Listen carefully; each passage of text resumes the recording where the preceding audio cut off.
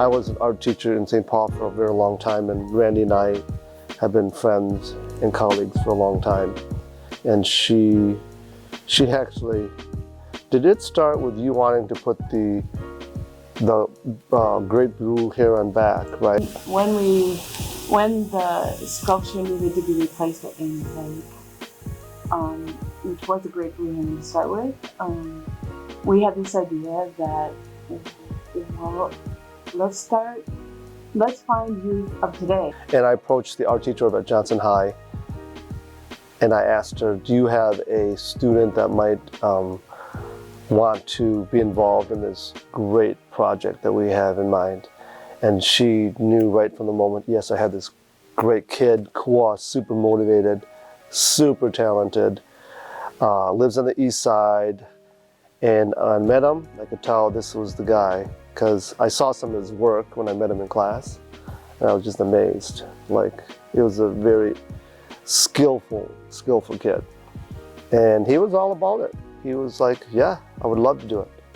And that's how he got on board. And it took us, the project, all in all, took us a year? The idea was that it would be engaging the next generation of youth. And so Alun and I went to several different youth clubs, youth organizations on the east side. And of all the youth groups that we visited, the East Side Boys and Girls Club were interested. Those kids were interested. They committed as a group to say, we want to do this. And particularly Shoua, Thao, said, I'll do the sculpture. And Tanisha was a 9th grader. And she said, yeah, I think I'll try it too. But that Keystone clubs were with them the whole time. They kind of supported each other. And so then that's how we selected Shoua. And then Koua was already starting. He had already started the heron. Right. And Shoua's work was more of a conceptual piece. Her piece was a steel versus Koua's bronze.